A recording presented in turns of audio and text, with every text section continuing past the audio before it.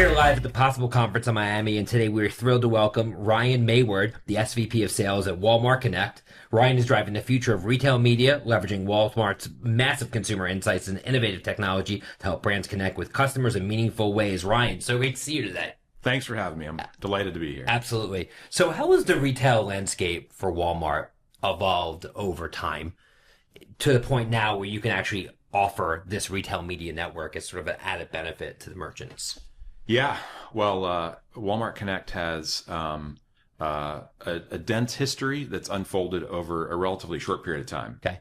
I would say Walmart Connect was founded, call it 5 years ago, end of 2019, beginning of 2020. Of course, Walmart, through various partnerships, had been selling ads on Walmart.com before that. Yeah. But the company decided to bring that capability in-house, build an advertising business in-house with their own product and tech teams. And I joined a couple of years ago, but in the several years before I got there, the first ad product that they built from the ground up, from scratch with Walmart engineering talent, was their paid search platform to enable brands to, arrange the digital shelf. And it started off as a managed service offering, but now it's a contemporary, high-performing search platform powered by Programmatic APIs. Yeah, an auction-based CPC paid search offering, and then from there built out display and video ad units within the Walmart shopping app. So we can drive brand discovery, close the sale with search. And lots of other rich experiences, things like brand shops, where a brand can present their assortment to our customers in their own way, use their own brand imagery, their own voice. Powered by Walmart. Yeah, right. Exactly. And then the area that's grown a lot over the last 2 or 3 years has been advertising outside the Walmart environment. Sure. So we set up the Walmart DSP several years ago in partnership with the Trade Desk. That paved the way for us to get into CTV. We partnered with Paramount Plus and NBC Universal and Disney, started applying Walmart audiences to their CTV inventory and measuring sales outcomes. Did something similar in parallel with the major social platforms with Meta and TikTok and Pinterest. And then, of course, through the DSP, we also access open web inventory when consumers are just, checking out the news, the weather. We're able to also address shopper-based audiences on that inventory and measure sales outcomes. And then more recently, we have been experimenting with ad products or ad formats in stores, mainly focused on screens. Right. And so, we've had, say, the TV wall for a long time, and we have had experimented with advertising there for a while, but lots of new screens popping up, particularly in new and remodeled Walmart supercenters. Yeah. So lots going on. I think we have a lot of touch points to offer brands, and all this has come to fruition in the last 5 years. Yeah. So for the audience that maybe isn't in this specific industry, the way I interpret what you just said is that Walmart has a lot of first-party data. Right, you're selling to millions and millions of customers, and you understand on an anonymized basis what those customers buy, and then you can reach those customers in a variety of different places, obviously in your first-party channels like your website and in-store, but as well as various places around the web, like social platforms, as well as on TV. So your ability to capture this first-party data allows you to give your merchants really a whole different level of targeting to reach the consumers that matter most. Yeah, our suppliers, the brands that we sell in our stores. And yeah, I think an important point you made that I wasn't explicit about is underpinning all of these channels and formats is our first-party data set. Sure. Which enables us to target customers based on their purchase behavior across all of our retail departments. The daily, or rather the weekly grocery shopping trip, consumables purchasing, fashion, general merchandise, all these different categories. And then measure what happens as they move from awareness to consideration to purchase. The whole attribution funnel. Yeah, all closed loop. Yeah, exactly. And for the brands that are working with you, what are some of the creative types of activations that are working? Is it all discount or promotion based? Is it top of the funnel? What are you seeing really gain traction? Yeah, I think that we like to talk about campaigns through the lens of touch points. I think the last 10 or so years, we've become increasingly uncomfortable talking about campaigns or big programs with brands through the funnel language. Right. We know as e-commerce has grown that the customer journey is not this linear, orderly thing, right? It's condensed, it's asymmetrical. And a customer's phase, or rather their journey from becoming aware of a brand, discovering a brand, and thinking about it, researching it, and buying it, it's a fluid system, or a fluid process that unfolds very quickly. And so it varies by category, I would imagine. Exactly. Right. Whether it's a lower consideration, food item that you buy every week, to an expensive TV that you buy once every 4 or 5 years. Exactly. And so what we've learned as we've developed all of these touch points, that the more that you add to a program, the more product a brand will sell. So what do I mean by that? You will sell a lot of stuff if you invest in search ads. When you add in video and display in the shopping app, you're going to sell more stuff. When you layer in the offsite media, whether it's open web, social, CTV, you're going to sell even more stuff. And the trick to it all is having a consistent, well-defined audience that represents the customers that you need to win in order to achieve your goals. And then using the same data set to get at the measurement component.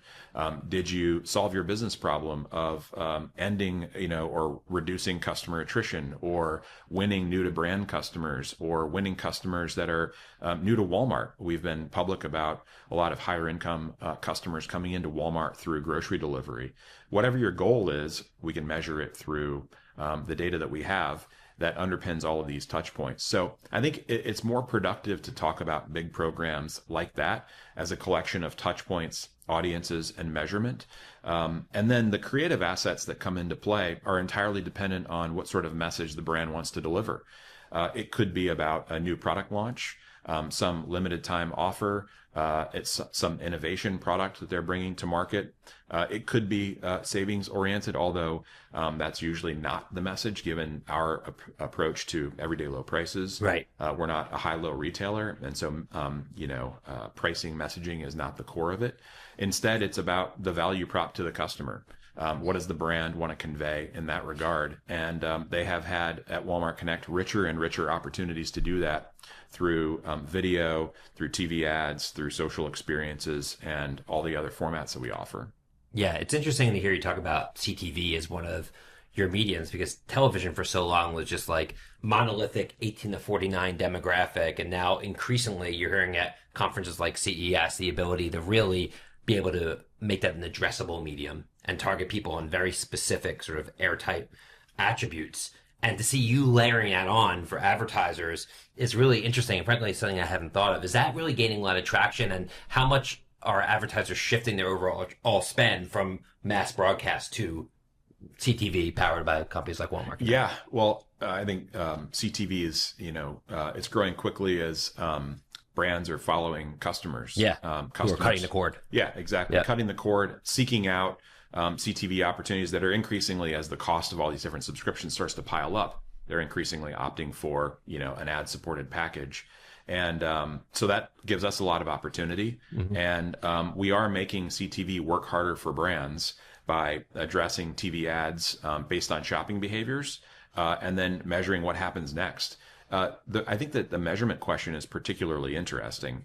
The question is, what does CTV do, right? Like historically, you would look at TV as you described. It's this monolithic thing. It drives reach. It drives frequency. It drives mind share, awareness about your products. But it does more than that. But it's been hard to quantify those things over the years. The famous John Wanamaker quote, right? Right. Which half are you wasting? I don't know. But now I think one of the areas where I think retail media can help in particular is shining a light on what happens in the middle of that purchase journey or the customer journey, which we've characterized as consideration. How do you quantify considerations? And for us, once you see the ad, you may not immediately go to our search page and hit the plus sign next to the item and add it to your basket. You might go to an item detail page. You might go to the brand shop in the app.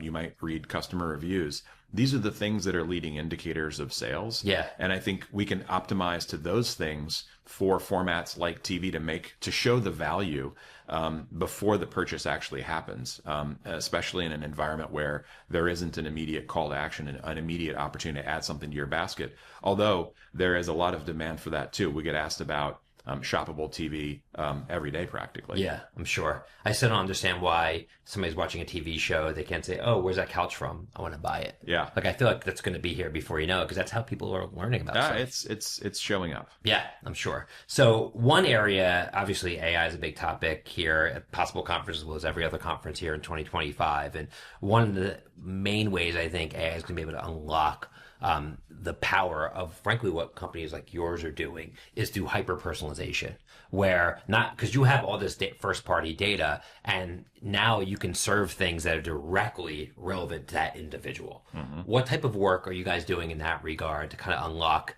creative personalization at scale for your advertisers? Yeah, well, I think personalization is an interesting topic in the sense that it consists of three things, two of which we have a good handle on. It's the audience, who are you addressing and what do you know about them? It's the context, what's the environment in which they're in, or at least the environment in which you're going to deliver the ad. And then there is the creative message itself. As it pertains to the first one, we obviously know a lot about our customers and what they like to purchase over time. So that helps us decide what's the right message to show to that customer. We're only going to show messages to them for which they have some high propensity to take an action, some product they're likely to buy. In terms of the context, when they're in the Walmart shopping app, we know the context. We know whether they're on a page relevant to food, they're building a grocery basket. Right. When they're outside of our environment, we can rely on the publisher or the tech partner to convey the context to us. We may not know it ourselves, but they can tell us what it is. So that's solvable. The thing that we do not own or completely control is the creative asset, right? That's where the brand participates. It's their responsibility to bring forward assets to use to show their brand message to the customer. And I think that historically, things like dynamic creative optimization have been complicated, expensive, hard to do. Better in theory than in execution. Yeah, limited scale. And this is where AI has, I think, tremendous opportunity to unlock the value of creative. I think that's sort of the next frontier in retail media is, since we've sort of mastered the first two components, how do we use AI tools to enable and unlock the value in more personalized creative? And we are working on the tooling for that. No big announcements to share today, but I think that it'll be a combination of, third-party technology as well as stuff that we build in-house, and then brands' readiness to embrace it. Yeah. And to build creative AI-enabled tools into their workflows. And I know that, and we're hearing from big brands that they're getting better and better at that. They tested them out last year. They're rolling them out and scaling them this year, and would expect them to be making a serious impact next year. Yeah, I mean, the technology is here now. As somebody who's built hyper-personalized tools and AI, you can easily create websites that are completely dynamic based upon the person. You can now create videos that are based upon the person's interest. And I think 3-4 years from now, if I watch a TV show and you do, what's in it will be different based upon what we like. It could even be products that are featured in it. And that's the world that we're heading towards so quickly. Yeah, absolutely. I think with our existing targeting and segmentation capabilities, we can decide what sort of product you should see in the ad. But making that creative asset dynamic and tweaking it just enough so that it feels different and more tailored to you, and then doing the same for me, like that is the next unlock. Yeah. That's the hard part. But I think it's about to get a lot easier. 100%. It's getting more easy. And it's getting easier every day. It's like what you probably hear in AI is like, today's the worst it'll ever be. Yeah. There's still a lot of people that think if you create a video of a person, they're going to have 7 fingers. That might have been true 7 months ago, but now it's really lifelike, and who knows where it's going to be 7 months from now. And that's how quickly this is all evolving. Yeah. Yeah. What are you seeing in terms of the consumer? I know that, Walmart and other, contemporaries in the retail space have seen softness from the consumer based upon a variety of different factors that we're seeing in the macro. Is there anything you're seeing in terms of buyer habits that are interesting and worth noting? Yeah, I think that in an environment like this, Walmart tends to do well. Yeah. I think that's the fortunate thing about Walmart. We do well when the economy's doing well, and we do well when the economy's not doing well. Yeah. Because we're able to deliver everyday low prices to customers, and our mission is to save them money so that they can live better. So, we're feeling good about our opportunity ahead.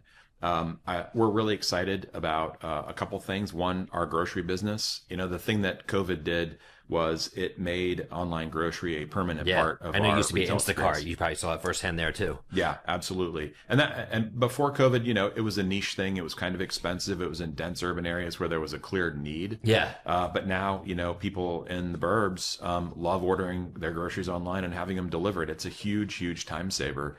And so we remain super excited about that business.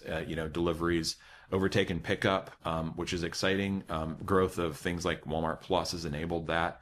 And I also am excited about our marketplace business. The last few years, we have built out a platform for third-party sellers to come onto Walmart and make their products available using our retail tools. And that's dramatically expanded our assortment, particularly in general merchandise. So the marketplace has been growing rapidly.